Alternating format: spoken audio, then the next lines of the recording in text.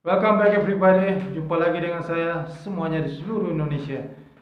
Sebelum saya mulai video ini, saya mohon dengan hormatnya bagi saudara semuanya yang belum subscribe channel YouTube di bawah ini, mohon Anda subscribe channel YouTube ini dan Anda tekan lonceng untuk Anda dapatkan notif ya pemberitahuan untuk video berikutnya.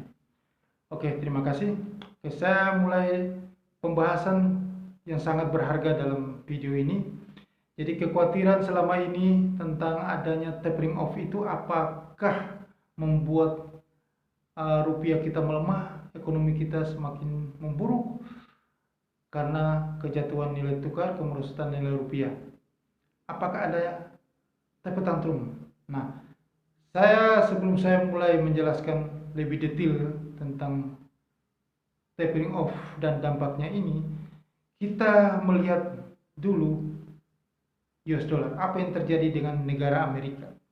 Oke, asal muasalnya adalah virus COVID-19 ini melanda dunia, seluruh dunia. Akhirnya Badan Dunia WHO mendeklarasikan bahwa virus COVID-19 adalah pandemi global. Di Eropa banyak angka kematian tinggi, bursa saham jatuh berguguran. Akhirnya dengan merebaknya juga COVID-19 di Amerika Serikat, maka Gubernur Bank Sentral Amerika Serikat pada awal Maret itu 2020 dalam kebijakannya seketika memangkas. Jadi dia memberikan stimulus buat ekonomi ya, karena pasti berisiko dengan keadaan lockdown di Amerika, akan berisiko dengan ekonomi di Amerika. Maka Gubernur Bank Sentral Jerome Powell The Fed itu memangkas suku bunga US dollar pada waktu itu 1,25% menjadi jadi pangkas 100 basis point menjadi 0,25%. Jadi suku bunga US dollar itu sekarang terendah ya 0,25 basis point.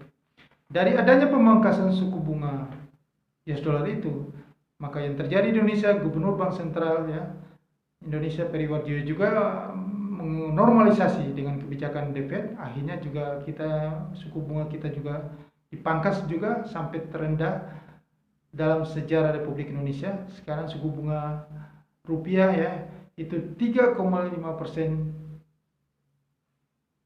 ya, suku bunga kita yang paling terendah dalam sejarah. Nah, selain stimulus memangkas suku bunga 100 basis point menjadi 0,25% itu, Gubernur The Fed juga mengeluarkan jurus mautnya, yaitu jurus maut mencetak uang lagi ya. Jurus mautnya mengaktifkan kembali yang namanya program quantitative easing. Itu program pembelian aset ya, aset yang beragun ya, bisa aset obligasi dan hipotek.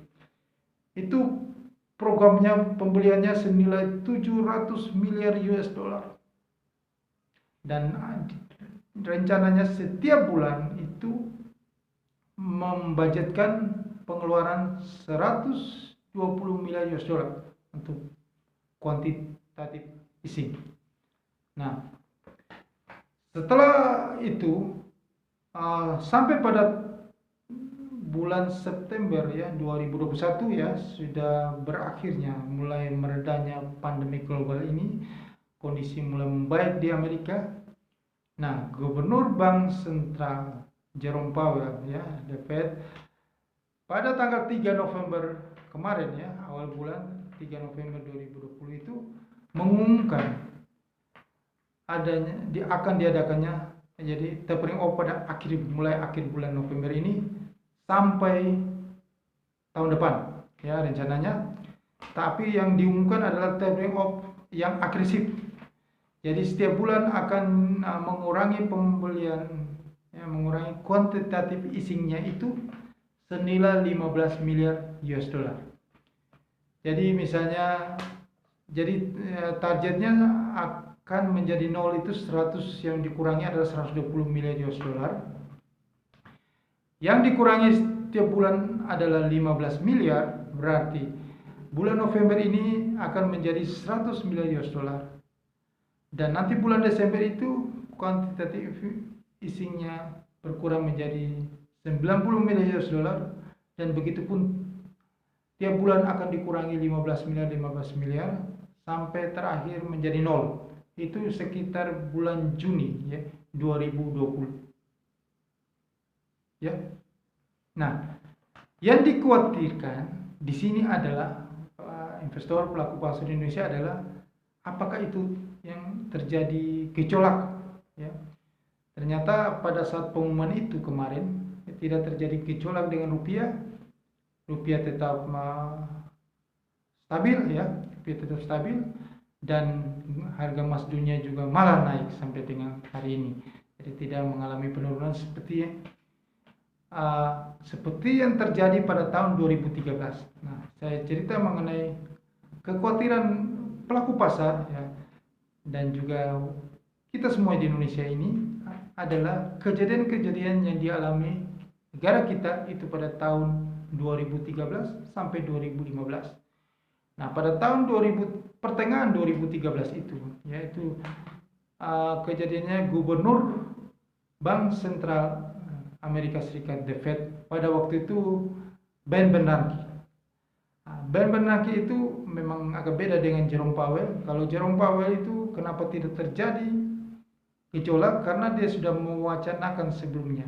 Dia sudah mendeskripsikan sebelumnya bahwa akan diadakannya tapering off. Jadi pasar itu sudah lebih siap ya, lebih jas, sudah mengantisipasi.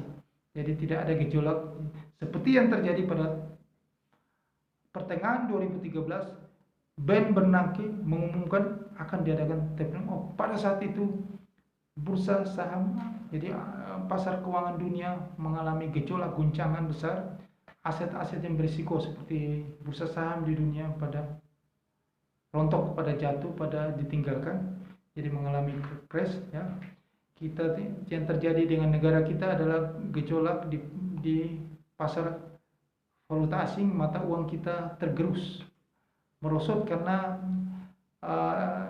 capital outflow terjadi ya, semua kembali, jadi nilai SBN kita rendah, semua beralih ke T-bills US dollar. Jadi kita mengalami capital outflow yang besar ya, akhirnya terjadi pelemahan nilai tukar rupiah.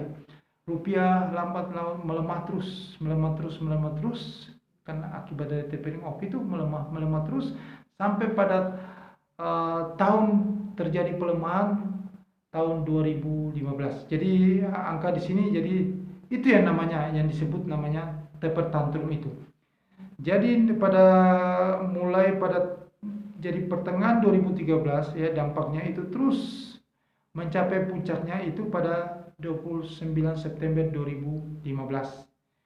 Nah, di sini dicatat waktu pengumuman tapering off itu, rupiah kita itu masih di level 9.790.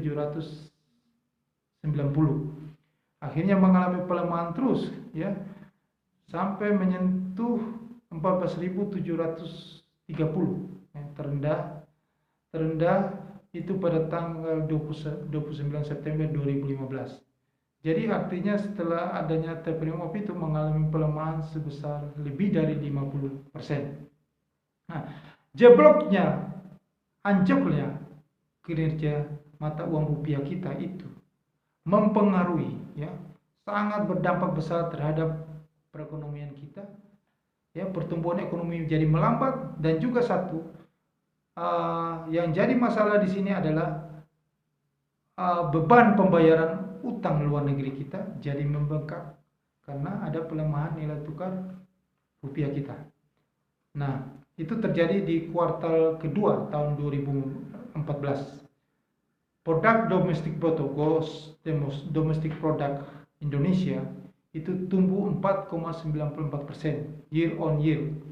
Nah, itu pertama kali ya sejak kuartal 3 2009 ini yang paling terendah, 4,94% ya.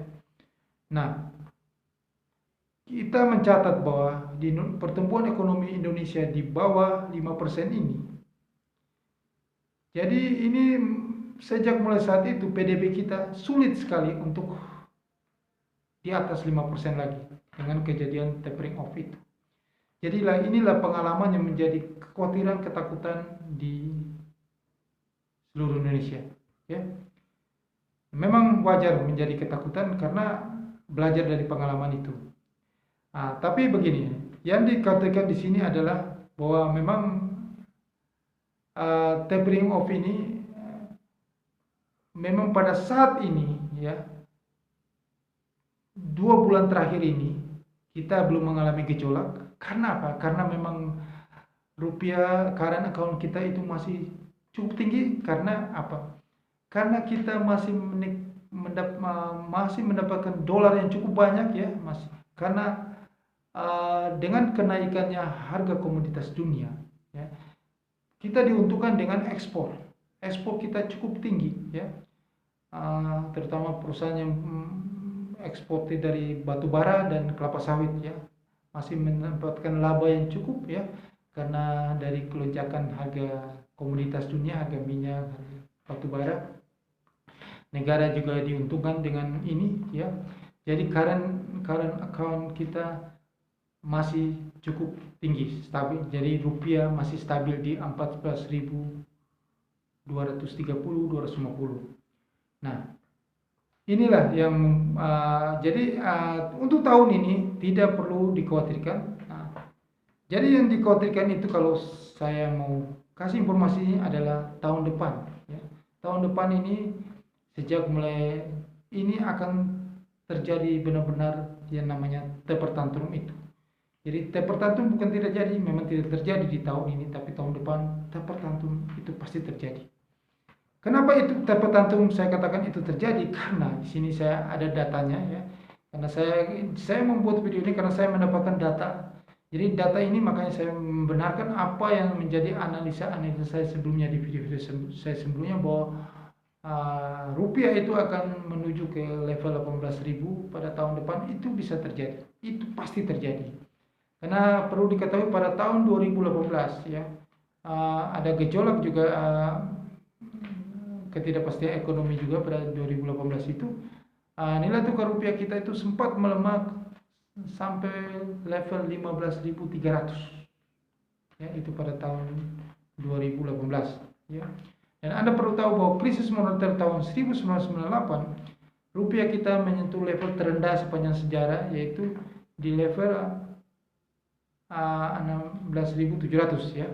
Nah, ya, supaya Anda tahu bahwa sejarah pasti berulang kembali ya. Nah, 15.300 sudah pernah di 2018. Nah, tahun depan dengan adanya taper tantrum yang cukup agresif ini, maka bisa dipastikan rupiah kita akan ke level 18.000. Nah, kita lihat datanya. Berdasarkan data dari Direktorat Jenderal Pengelolaan Pembiayaan dan Risiko DJ PPPR Kementerian Keuangan Republik Indonesia, itu sudah mencatat terjadinya capital outflow lebih dari 23 triliun itu pada periode tanggal 1 sampai tanggal 15 November 2021 ini. Jadi sampai tanggal 15 kemarin ya. Nah, capital outflow tersebut itu akan berisiko terus. Akan terus berlanjut. Akan berlanjut terus di atas tanggal 15. Bulan Desember terus akan berlanjut capital outflow ini. Ya. Dan diprediksi sampai tahun depan akan berlanjut terus. Nah, ini yang bahayanya di sini. Nah, normalisasi kebijakan The Fed kali ini sebenarnya lebih agresif. Saya mau katakan tanda-tandanya pelaku pasar mengatakan bahwa normalisasinya cukup agresif dibanding pada tahun 2013 ya. The Fed yang kala ini dipimpin oleh yang Jerome Powell itu beda banget dengan yang dipimpin oleh Ben Bernanke ya. Jadi Anda sudah tahu. Nah, Ben Bernanke itu dia mengumumkan tapering off itu tiba-tiba ya. Tetapi baru resmi dilakukan, dia mengumumkan pada pertengahan 2013. Jadi waktu tapering off yang dilakukan Gubernur Bank Sentral Amerika Ben Bernanke itu, dia mengumumkannya pertengahan 2013. Nah, tetapi itu pada bulan Juni ya, dia mengumumkan pada bulan Juni 2013. Tetapi baru resmi dilakukan tapering off-nya. Jadi Juni 2013 resmi melakukan tapering off-nya itu pada Januari 2014. Nah, dan kuantitatif easing resmi berakhir. Kuantitatif pengurangan kuantitatif isinya resmi, kuantitatif easingnya resmi berakhir itu pada Oktober 2014. Nah, setelah itu baru Ben Bernanke, Gubernur The Fed-nya, menaikkan suku bunga pertama kali, yaitu pada Desember 2015. Jadi, berakhirnya pengurangan kuantitatif easing-nya itu pada Oktober 2014.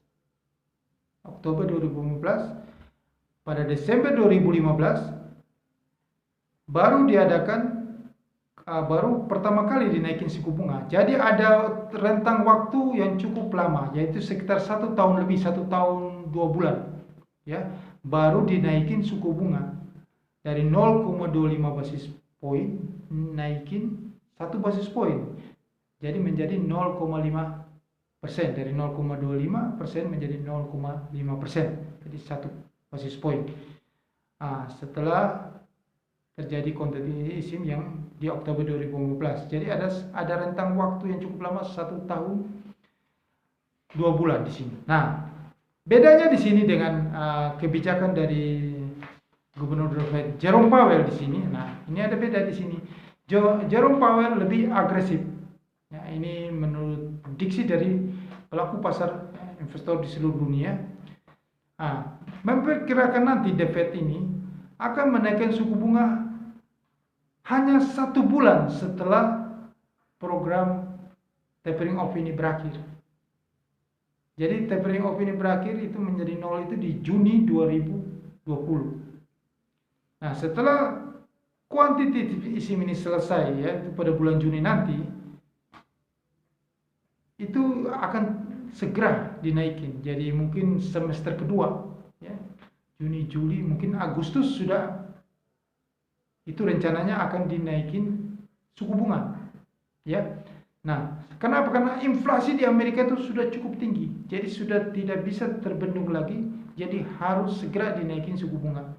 Nah, menurut data, ya, data survei, ya, karena Rabu pekan lalu, ya, dari Departemen Tenaga Kerja US melaporkan inflasi berdasarkan data dari Consumer Price Index atau PPI, ya, untuk bulan Oktober itu sudah melesat 6,2% year on year. Jadi kenaikannya terbesar sepanjang sejarah, ya, sejak Desember 1990. Jadi cukup besar kenaikan CPI-nya. Sementara perhitungan inflasi CPI inti. Jadi CPI inti ini itu yang tidak memasukkan sektor energi, sektor makanan dalam perhitungan CPI ini, inti ini. Itu sudah tumbuh menjadi 4,6%, lebih tinggi dari ekspektasi pasar, yaitu 4%. Jadi CPI intinya sudah tinggi, tumbuhnya 4%, lebih tinggi dari ekspektasi pasar 4%. Ini juga menjadi tertinggi sejak Agustus tahun 1991. Nah, ketika inflasi di US yang terus tinggi ini, ya, itu pasti akan meninggi terus, karena kita lihat kondisi di seluruh dunia itu semua adalah mengalami gejolak stagflasi, ya. Harga komoditas yang cukup tinggi, maka inflasi ini akan terus naik, terus tetap tinggi. Nah, makanya bukan hal yang tidak mungkin lagi The Fed itu pasti melakukan kebijakan yang cukup agresif. Jadi The Fed pasti segera menaikin suku bunga setelah program tapering off ini berakhir. Program pengurangan kuantitatif easing ini berakhir di bulan Juni. Nah, karena inflasi yang cukup tinggi, dia harus mengatasi inflasi itu, caranya adalah menaikin suku bunga. Nah, jadi ini bukan hal yang tidak mungkin, hal yang pasti terjadi. Suku bunga akan naik dengan cepat, ya. Nah, dengan menaikin suku bunga yang cukup cepat ini, The Fed itu diperkirakan akan menaikin 3 kali dalam setahun ini. Jadi bukan 2 kali, 3 kali. Nah, ini beda dengan 2013. Kondisinya berbeda. 2013 sudah 1 tahun lebih baru dinaikin 1 basis point. 1 kali, cuma 0,25%. Tapi kali ini rencananya, prediksinya, dikhawatirkan, di bocorannya akan dinaikin 3 kali. Jadi berarti 3 basis point. Berarti ada sekitar 0,75% yang naik. Nah, ini cukup agresif ya. Nah, ini ada data, jadi rinciannya yang agresif ini menurut data dari FedWatch. FedWatch itu lembaga yang indikatornya itu milik dari CME Group ya. Ada rincian untuk kenaikan suku bunga 3 kali, yaitu kenaikan pertama itu sebesar 25 basis point diperkirakan terjadi pada Juli. Jadi ini sudah bulan Juli ya. Jadi awal semester kedua ya, bulan Juli lah. Jadi Juni berakhir program tapering off, bulan Juli langsung dinaikin suku bunga.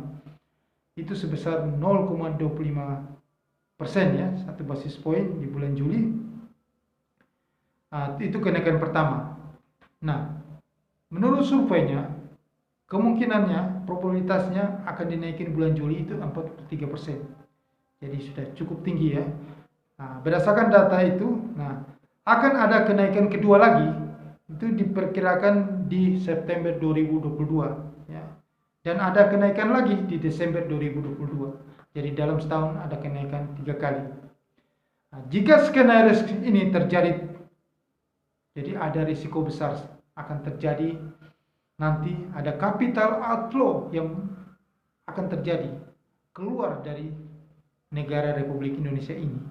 Itu pasti terjadi karena ada perbedaan tingkat suku bunga ya. Pasti mereka investor dunia ya yang berinvestasi di Indonesia di portofolio atau investasi itu akan menarik dana mereka dan kembali untuk membeli surat utang Amerika, Treasury Bills-nya, karena nilainya sudah naik ya, pasti lebih tinggi dan lebih menarik ya berinvestasi di Treasury Bills. Nah, akan terjadi guncangan ya, rupiah udah pasti rupiah akan kembali melemah, dan makanya saya katakan bahwa rupiah akan menjadi level 18.000 itu pasti terjadi. Nah, sekarang yang jadi masalah di sini adalah tinggal bagaimana kebijakan dari Gubernur Bank Indonesia ya, Peri Warjio, bagaimana kebijakan moneternya mengantisipasi kebijakan The Fed ini. Apakah ada dua pilihan di sini? Jadi Gubernur Bank Sentral Indonesia, Gubernur BI itu mengikuti normalisasi yang kebijakan The Fed yang agresif itu. Jadi misal The Fed bulan Juli 2022 naikin suku bunga, maka otomatis supaya jangan menahan laju capital outflow kembali ke Amerika Serikat, supaya likuiditas dolar jangan berkurang, maka Gubernur BI juga harus naikin suku bunga 35%. Suku bunga rupiah ini harus dinaikin juga. Nah, itu namanya mengikuti. Atau yang kedua, Gubernur Bank Sentral, Gubernur BI lebih dulu menaikin suku bunga sebelum Bank Sentral Amerika Serikat The Fed menaikin suku bunga. Nah, kalau pilihan yang kedua ini lebih dulu menaikin suku bunga, maka ini adalah risiko yang terbesar terjadi ada guncangan. Jadi akan memperburuk kondisi perekonomian di Indonesia. Karena kebijakan moneter untuk mendukung laju pertumbuhan ekonomi Indonesia, pertumbuhan ekonomi Indonesia akan menjadi terhambat, akan menjadi kacau di sini karena kita ini lagi kondisi lagi inflasi tinggi, lagi daya beli menurun ya. Kita harus ada stimulus dengan suku bunga yang rendah. Kalau kita lebih dulu dinaikin, suku bunga kita lebih tinggi ya, risiko besar terjadi pasti terjadi dengan ekonomi RI, ya. Sehingga kita punya tantangan yang berat dengan pertumbuhan ekonomi kita nanti, ya. Akan semakin berkurang pertumbuhan ekonomi kita nanti jika suku bunga lebih dulu dinaikin. Nah, jadi itu ada pilihan dari Gubernur BI. Nah, inilah yang saya mau katakan bahwa risiko besar akan terjadi di tahun 2022. Tapering off ini pasti. Kebijakan agresifnya Gubernur The Fed, ya, Jerome Powell, ya, ini lebih sadis daripada kebijakan yang terjadi 2013 dari Gubernur Ben Bernanke. Gubernur The Fed Ben Bernanke. Karena kondisinya berbeda. Kondisi kali ini, kondisi inflasi yang cukup tinggi di Amerika, di China, di seluruh dunia. Kondisi yang sangat mengkhawatirkan, kondisi yang sangat tidak menentu. Jadi mau nggak mau, cara mengatasi inflasi ini adalah apa? Itu ya, kenaikan suku bunga. Maka The Fed dengan program tapering off yang agresif ini supaya cepat selesai, di bulan Juni selesai, dan semester kedua tahun 2022 itu dipastikan bulan Juli sudah ada kenaikan suku bunga pertama 1 basis point. Itu terjadi pada bulan Juli 2022. Jadi yang saya selalu memprediksi bahwa rupiah ke level 18.000 itu pasti terjadi. Capital outflow, data yang saya katakan tadi, data bulan Oktober sudah 23 triliun lebih. Bulan Oktober rentang 1 sampai 15 November sudah capital outflow. Dan ini akan berlanjut terus tiap bulan.